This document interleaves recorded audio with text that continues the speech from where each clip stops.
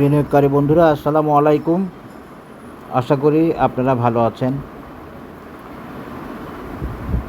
আমি এখন আপনাদের সাথে গ্লোবাল ইন্স্যুরেন্সের একটা অ্যানালিসিস দিব বা আপডেটেড অ্যানালিসিস দিব। আশা করি আপনাদের কাজে লাগবে, আপনাদের হেল্প হবে।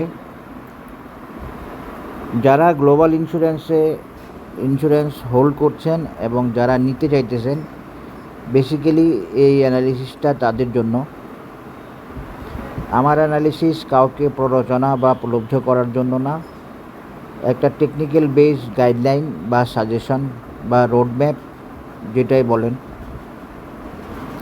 আমার অ্যানালিসিস আপনারা ভালো লাগলে অবশ্যই আশা করি সাবস্ক্রাইব করবেন এবং শেয়ার করবেন, যাতে করে আমার সবগুলো আপডেটেড অ্যানালিসিস আপনারা পেতে পারেন।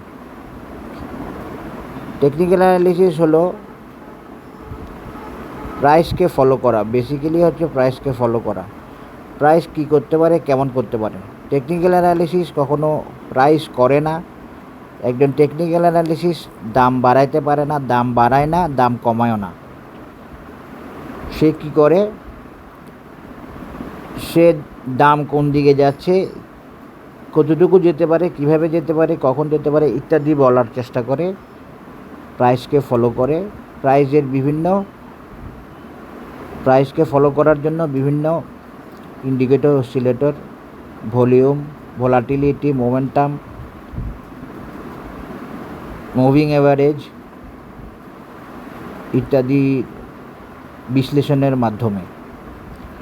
এই জন্য একটা শেয়ারের একটা চার্ট দিলে টেকনিক্যাল অ্যানালিসিসকে দোষারোপ করা যায় না। হ্যাঁ, দোষারোপ করা যায় যদি সে তার দেওয়া চার্টটা টেকনিক্যালি গ্রামার মেনে ওকে চার্ট না হয়। কিন্তু প্রাইস তো যাওয়াটা মার্কেটের উপর নির্ভর করবে। মার্কেট চাইলে আগেও যেতে পারে, মার্কেট চাইলে পরেও যেতে পারে, মার্কেট চাইলে নাও যেতে পারে। আশা করি বুঝতে পেরেছেন। তো এই গ্লোবাল ইন্স্যুরেন্সের অ্যানালিসিস আমার দেয়া থাকার পরেও কিছু লোকজন চাচ্ছে, বারবার করে চাচ্ছে, তো এই জন্যই দিচ্ছি।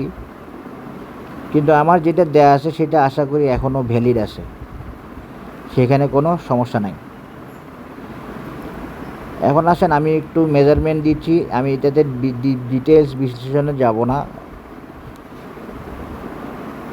দেখি একটু আগে কী অবস্থায় আছে। হ্যাঁ, এটা এখন বুলিশ অবস্থায় আছে, বাই সিগন্যাল আছে, সব কিছু ওকে আছে। এখানে একটা রেজিস্ট্যান্স আছে, দেখেন। এই রেজিস্ট্যান্সটা ও টাচ করে ব্যাক করছে। এটা হলো ক্লাসিক সি হর্স প্যাটার্নের একটা টার্গেট মিট করছে। বি পয়েন্টটা টাচ করে সে মিট করে সে একটু নিচে আসছে, কারেকশান হয়ে সে আবার উঠে আসতেছে এবং শীঘ্রই এটা ক্রস করে ফেলবে। দেখেন, এটা ক্রস করাটা অনেকটা নিশ্চিত, এই রেজিস্ট্যান্স ক্রস করাটা। আশা করি যেখানে আপনারা MACD-তে ক্রস ওভার দেখতে পাচ্ছেন বা বাই সিগন্যাল দেখতে পাচ্ছেন, আশা করি বুঝতে পেরেছেন। এখন দেখেন, আমি একটু অরুণ দিয়ে দেখব। অরুণ দিয়ে ট্রেন্ডটা একটু দেখি। ট্রেন্ড ওকে আছে, আপ ট্রেন্ড আছে, বা এই আপ ট্রেন্ডকে আমরা বাই সিগন্যালও বলতে পারি।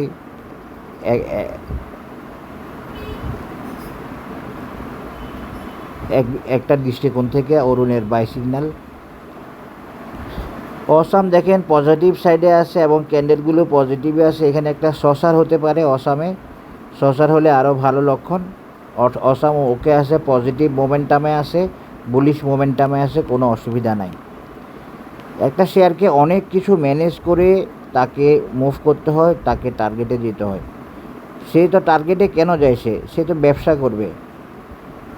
এটা মনে রাখবেন সবসময়। একটা শেয়ার উপরে উঠতেছে মানে সে আসলে ব্যবসা করার জন্য উঠতেছে, আপনাকে প্রফিট দেওয়ার জন্য উঠতেছে না, আপনাকে লস করানোর জন্য উঠতেছে।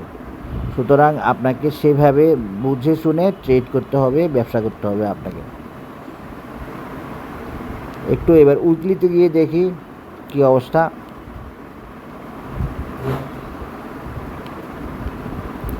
উইকলিতে আপিস বুলিশ সব ঠিক আছে। MACD ফার্স্ট ক্লাস পজিশানে আছে, উইকলিতে কোনো অসুবিধা নাই। ছোট ছোট কারেকশানে যদি আপনারা না বুঝেন, আপনাদের হাতে যদি একটা অ্যাপস না থাকে, আপনারা যদি হাতে দেখতে না পান আপনার চার্ট, আপনার শেয়ারের চার্টটা কোন লেভেল আছে কেমন আছে, তাহলে তো হবে না। সামান্য একটা অ্যাপস রাখতে তো অসুবিধা নাই, অ্যাপস তো এখন ফ্রি দিচ্ছে, মানে টাকাও লাগে না। আমরা তো টাকা দিয়ে নিই, আপনারা টাকা ছাড়াও ও অ্যাপস ইউজ করা যায়। একটা অ্যাপস রাখার চেষ্টা করবেন আশা করি। এখন দেখেন আমি আসল জায়গায় আসি, আসল কথায় আসি, সেটা হলো গ্লোবালের এখন টেকনিক্যাল অ্যানালিসিস বা চার্ট দেওয়ার চেষ্টা করব প্যাটার্ন এবং পজিশন দেখে। দেখেন আমি একটা ফিবোনাসি ড্র করে রাখছি, আপনারা দেখতেছেন। এটা দিয়ে আমি গ্লোবালের একটা রিট্রেসমেন্ট লেভেল টানছি। গ্লোবাল কতটুকু নামছে? গ্লোবাল 0.618 লেভেল নামছে। এরকম লেভেল থেকে যদি আমরা গ্লোবালের অ্যানালিসিস দিই, তাহলে গ্লোবালের টার্গেট হবে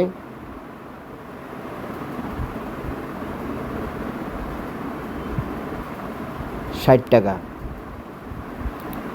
এটা মাথায় রাখবেন, এটা গ্লোবালের একটা টার্গেট।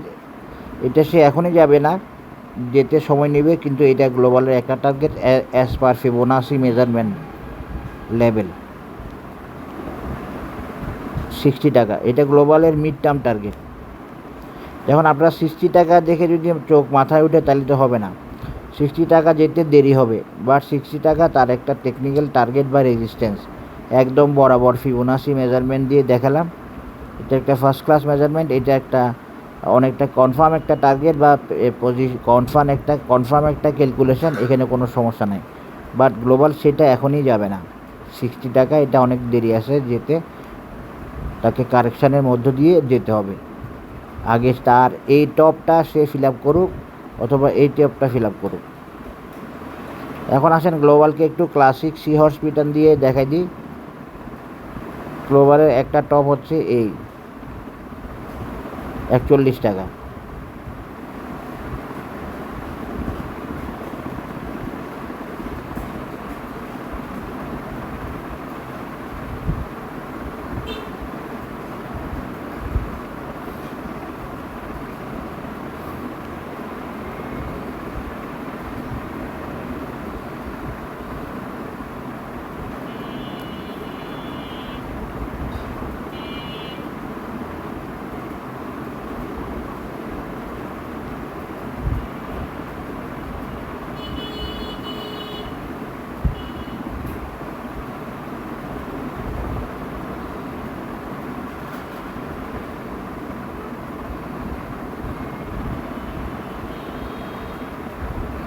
গ্লোবালের একটা টার্গেট হলো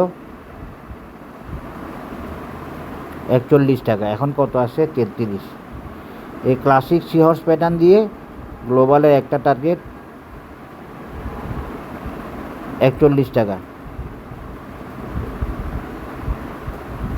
আশা করি বুঝতে পারছেন। গ্লোবালের নেক্সট টার্গেট যদি আমরা বলি, নেক্সট টার্গেট 41 টাকা। এই 41 টাকা গিয়ে গ্লোবাল একটা টার্গেট মিট করবে ক্লাসিক সি হর্স প্যাটার্নের, কিন্তু এখানে গ্লোবাল আটকে থাকবে না। আশা করি গ্লোবালের আরেকটা টার্গেট হলো এই টপটাতে পৌঁছানো, এই টপটা, সেটা হলো এইটা 44 টাকা। আশা করি বুঝতে পেরেছেন। গ্লোবালের নেক্সট টার্গেট দুইটা, একটা হলো 41 আর একটা হলো 44। একটা হলো ফিবোনাসি দিয়ে আর একটা হলো classic sea horse harmonic bullish pattern দিয়ে। আশা করি বুঝতে পেরেছেন। 41 এবং 44 এই দুইটাই হচ্ছে গ্লোবালের পরবর্তী টার্গেট। এর আগে গ্লোবালের আরেকটা রেজিস্ট্যান্স আছে, সেটা হলো 38 টাকা লেভেলে। তাহলে গ্লোবালের নেক্সট রেজিস্ট্যান্স হচ্ছে 38, 50, তারপরে 41 এবং 44। আশা করি বুঝতে পেরেছেন। 38, 50, 41, 44। তো গ্লোবাল কোন টার্গেটে যেতে চাইবে? গ্লোবাল মূলত যেতে চাইবে 41 অথবা 44, এই দুইটা লেভেলে। 41 লেভেলে গেলে তার একটা টার্গেট কমপ্লিট হবে, তবে আরেকটা টার্গেট রয়ে যাবে সেটা 44। এই জন্য 41 এবং 44 দুইটাই গ্লোবালের বেসিক টার্গেট, বা দুইটাতেই গ্লোবাল যাওয়ার চেষ্টা করবে। 41 অথবা 44 দুইটাই গ্লোবালের টার্গেট। 38-এ চলে যাবে আশা করি। 38ও ওর নেক্সট ফিবোনাসি দিয়ে দেখালে নেক্সট টার্গেট 38। আশা করি আপনারা বুঝতে পেরেছেন বিষয়টা। এখন গ্লোবাল যদি 44 পার হয় তাহলে গ্লোবাল কতটুকু যেতে পারে? গ্লোবালের 49-এ একটা রেজিস্ট্যান্স আছে, অথবা